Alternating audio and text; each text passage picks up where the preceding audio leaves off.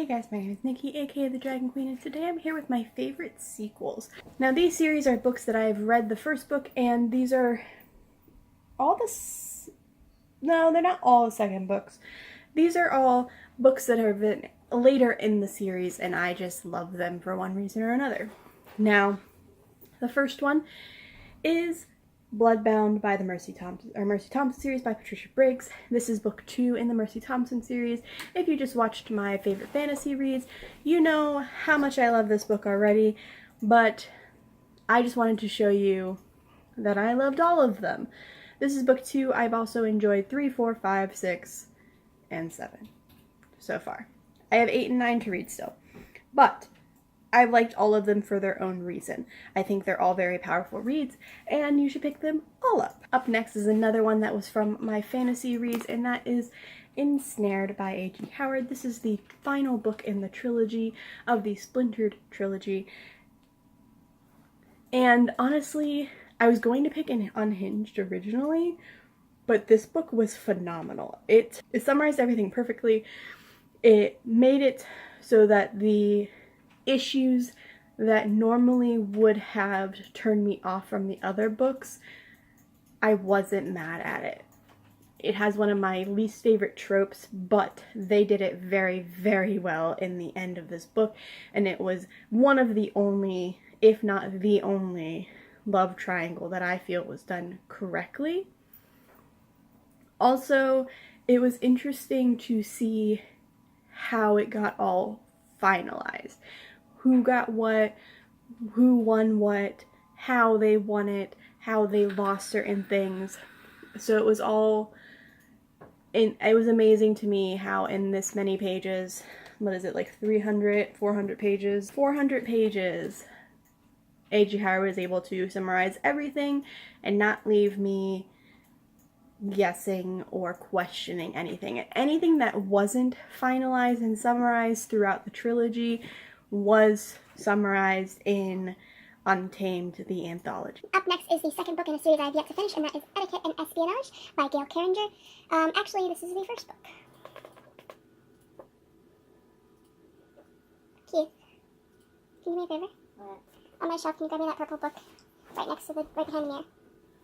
Nope. The one standing up next to Jim Butcher, to the right of Jim Butcher. They're not Jim Butcher. I know. So which one? The one next to the yellow one. That one? To the right, too. That one? Down. Over to the right. What? To the right, too, of that book. This one? Yeah. You're horrible at directions. That was great directions. What are you talking about? The pierogies are done better. Cool. Pierogies. Woo! The next book that I'm mentioning is a book I haven't finished in the series yet, and the second book in the series is called Curtsies and Conspiracies. This is a book about a bunch of girls who are going to a finishing school, and instead of just being taught how to be proper ladies in a world full of men being in charge, they're taught how to assassinate and swindle and sneak and steal and poison, etc. Honestly, after reading the first book, I didn't think the series could get better, and it did. I was pretty astonished about that.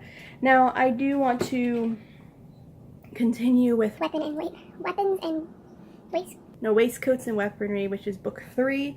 I did start that last year. I want to finish it and start over and finish it this year, and I think that it will summarize very nicely in the 4th and final book. So I am looking forward to seeing what happens to the girls at the Finishing School Academy. Next is another book that I have mentioned in the past, and that is Rachel Aaron's books from the Heat Striker series. This is One Good Dragon Deserves Another. It's book 2 in the series. The first book is Nice Dragons Finish Last. Now, this book follows a boy named Julius who is a dragon, and he is sealed in his human form in the first book and has to do something that his mother wants him to do or be killed by her. His mother is not going to tolerate any weaklings in her clan. So this book shows up after he went through that and the chaos that happened and how unlikely a hero he is. And he just becomes even more unlikely a hero in worse situations and harder risks, and somehow manages to just awe you in his approach to everything. And it also awes all of his family members because they are so confused at how someone so nice can actually accomplish things. It's really fun.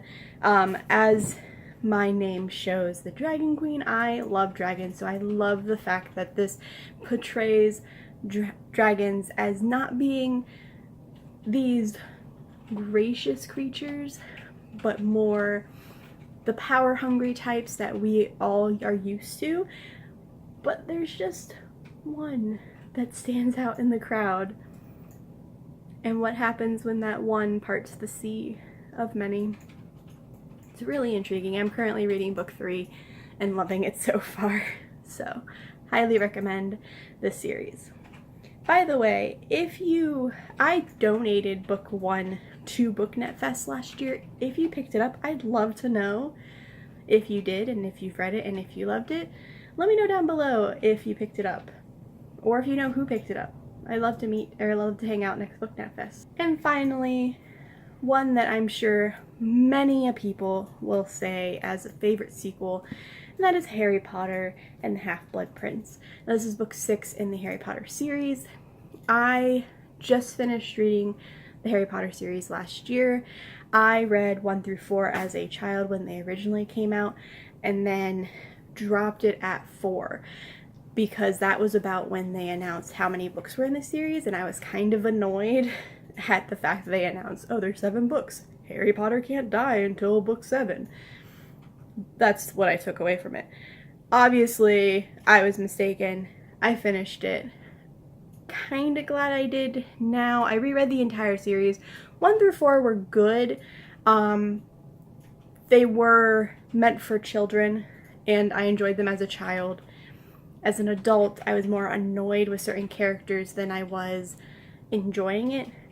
5, I did not like at all. Harry was just a whiny little bastard, and I just wanted to punch him in the face the entire time. Jasmine. Jasmine, what are you doing? Don't huff. Don't huff. Hey. Hey. Come here. Come here. No, don't do that. This is my puppy. Say hi, puppy. She's huffing at somebody honked there. Somebody honked and she's huffing. Anyway, 6 was the first book I actually wanted to finish, like, instantly. Like, I started listening to an audiobook and finished it in 2 days. I just listened to it nonstop. Go, go, go, go, go. Had to know what happened, which is the only reason why I picked it over 7. 7 I also thoroughly enjoyed, but it wasn't as, like, oh my god, I can't put this down or I won't know what's going to happen and I'm going to die type pressure, if you know what I mean. But those are 5 of the sequels that I highly recommend, that I thoroughly enjoyed, and I think you'll thoroughly enjoy.